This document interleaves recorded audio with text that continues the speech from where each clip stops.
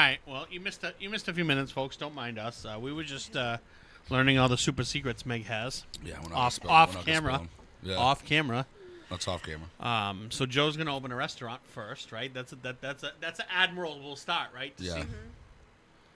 Admirable, easy. Easier. Not start, easier. Yeah. Easy. Yeah. I was gonna say not easy. Opening a business is not easy. It's never easy. But an easier start would be to have a base platform Mm-hmm. of a restaurant or some sort of lounge that serves food. Yep. Automatically easy. Yep.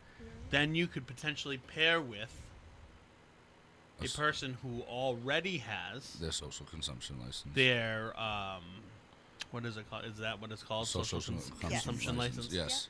So then you could pair with them, and that license gives the ability to either be a lounge that serves food, host an event, or be a dispensary that allows smoking inside. Right? Those are the three things you can do. I wonder, where are you thinking? I was actually thinking out here in Brockton. Okay. Because I feel like there's a lot of... I feel like the cannabis community here is really... He saw the rent price in Boston. Well, rent in Boston is ridiculous, too. That's no... He saw the rent price for a restaurant I think in it was, Boston. what, like $65,000 a month I'd have to pay us? Something crazy like that. Yeah, he was... There's some numbers. So then, obviously, Brockton has a cheaper estate out here. I feel like the cannabis community is very big out here. There's like 1 million dispensaries out here. Right, Phil? This is just quite a bit. Yeah. No, there's definitely quite a bit of dispensaries. You know, so I feel like right there, I'd obviously have the audience that I'm trying to attract.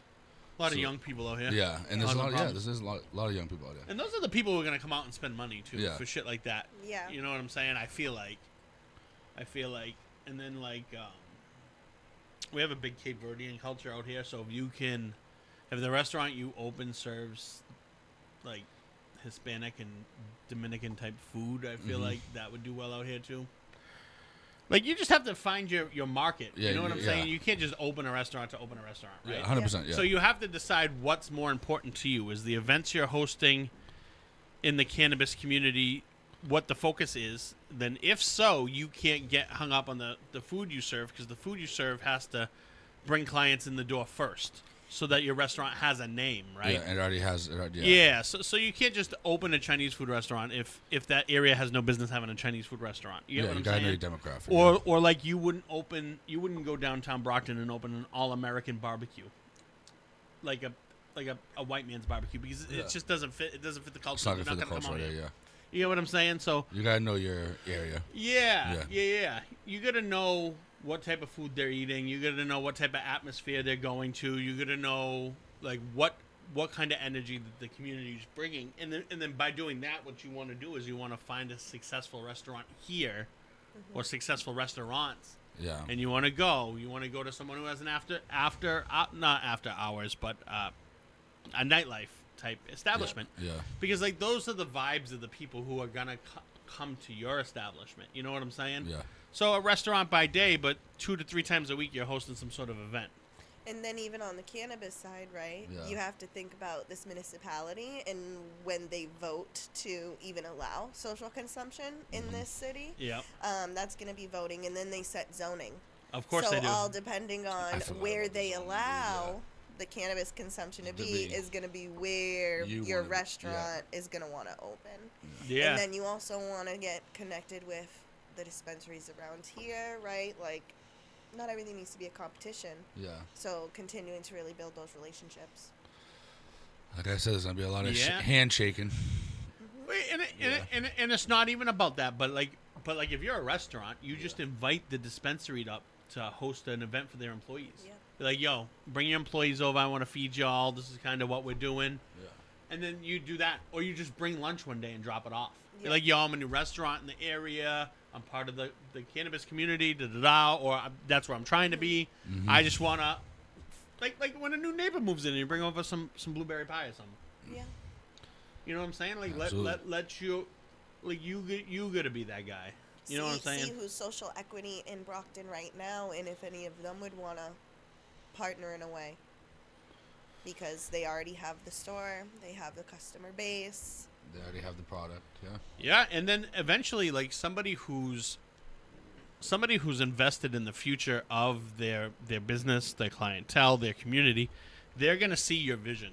Or they may see part of your vision, and then they might be like, yeah, you're right, but I don't really see the full restaurant thing. I think it should be like limited. Or they may see like, hey, you know, maybe we just do appetizers and not like a whole sit-down dining situation. You know, maybe more if it's like an event, not like a bar type, or whatever their feedback may be, right? But like if it's not you they get on board with, it will be somebody at some point, right? Because like if you see how the progression of things happens, like social consumption and like smoking used to be in restaurants, right? Like, yes. So like the forward progression of marijuana is that it's going to be allowed to be smoked around. It just will be, and then eventually it won't be because the health has everything does the same thing. Mm-hmm. You know what I'm saying? Like liquor makes the same trip. Everything makes the same trip. Mm-hmm. But hopefully the people that you're pairing with and the people that you're making connections with can see the future and see your vision. You know what I'm saying? But you do it. Everything requires research, and then you have to know the demographic you're in, because like realistically, if you start planning today, there are probably 10 other people planning or 100 other people planning that were planning before you. Right? So like you're not going to be the only game in town per se. Another good reason to go with just a general booming ass restaurant. Is that a good restaurant? Yeah. Yeah, because that way, if it backfires or something happens, you still have something to stand on. And you can still be a part of the community. Right. I can still host events, yeah. Mm-hmm. Yeah, that's the truth of the matter. You know what I'm saying? Because like, if your goal is to open a business that solely survives on people being able to smoke weed inside the building, people do that at their crib, bro. They can get takeout into the crib and smoke. You know what I'm saying? Like, 100%. Yeah. I don't think that's enough to substantiate staying open. Yeah, it really depends, again, on the area. Like, eventually, I want to have a brick-and-mortar lounge over in Lynn because it's surrounded by no towns, and there's been a lot of gentrification happening over there, right? Yep. A lot of apartment complexes being built, and, you know, Nahant is a no-town. Nahant didn't even respond, right, when it came to weed. Revere's a no-town. Yeah, I know. You know, Swampscott has stores, Lynn has stores, Danvers is a no-town, Beverly has stores, Malden Peabody's a no-town. Yeah. Wow. So there's a lot of, the North Shore tends to be kind of ignored. So some of them are bougie, though. That's why they ain't playing games. They got money. Of course they do. Got Yeah. money. The kids got money, too. That's generational wealth. Over there eventually, but after running so many operation stores, I'm like, to me, it is very much like a glorified retail shop that you can smoke in. Yes. So I know what it takes to just run a retail store. And it's so funny because my buddy, he lives in Connecticut, and he likes to smoke vapes, like Fruity Pebble, like corny shit, not weed, just like regular fucking, he looks like a chick. No, I'm kidding. Just kidding.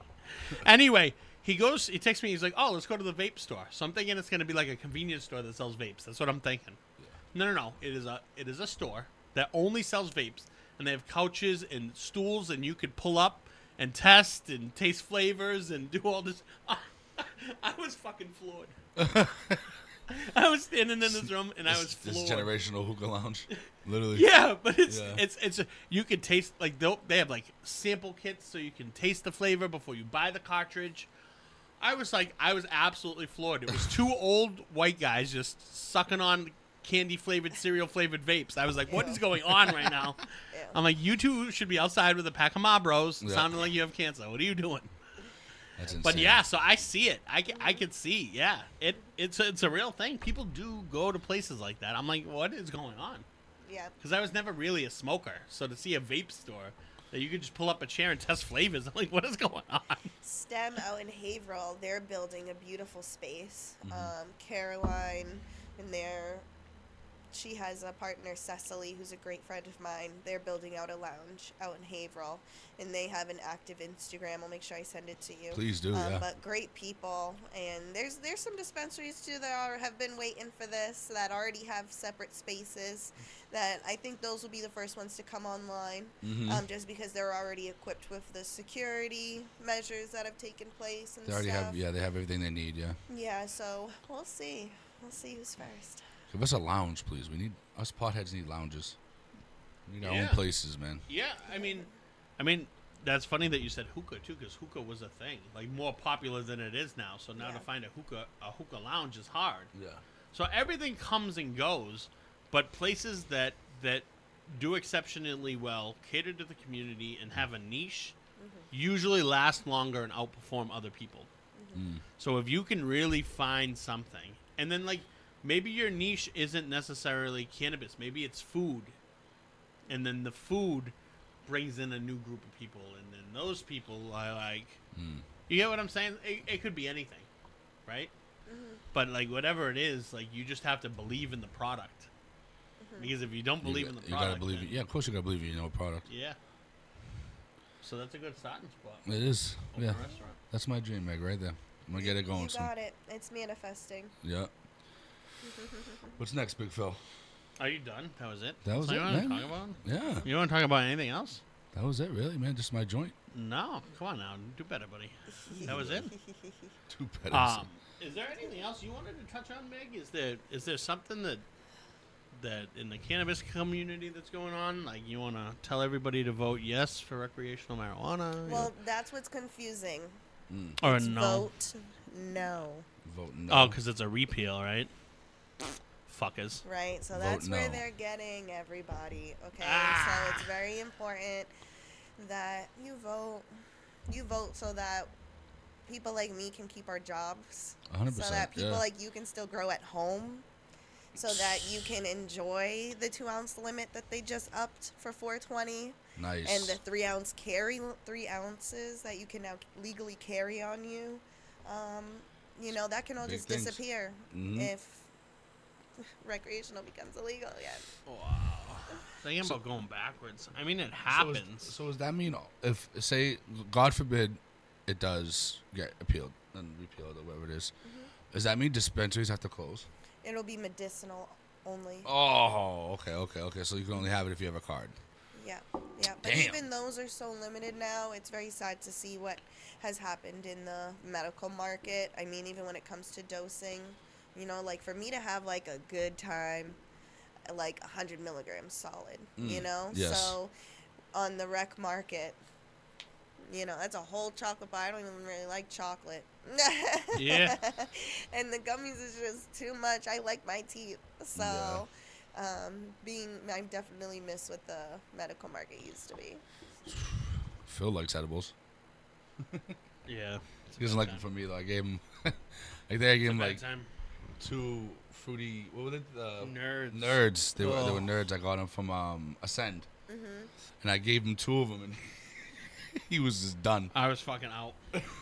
The whole room was spinning. It was terrible. It was a bad trip. It was a bad trip. And he was checking. It was a bad IDs, time. mind you. We worked at the Harp right on Causeway. It was a bad time, bro. Yeah. Because when I eat gummies on an empty stomach and I get booted, I feel like my body's vibrating. So everything around me is moving. I feel like a giant dildo. It's terrible. Oh, It's that absolutely could be terrible. fun. It's bad. I cooked one day.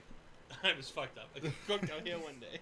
I'm like, oh, yeah, everything's good. I bring the food in the house from the grill. Jen's like, these burgers are still raw, bud. I'm like, I'm sorry. Bye.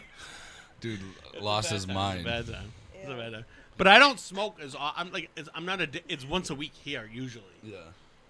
Because like I just don't like it's a good time, but for me it's just like time, money, energy. I don't put it there. That's all. Yeah. Guess. Yeah. So, all right, we can move on now. I guess. Yeah. You ready? You done? I'm done. You dude. don't have shit else. Thank you. That's it. Appreciate you. What? Again.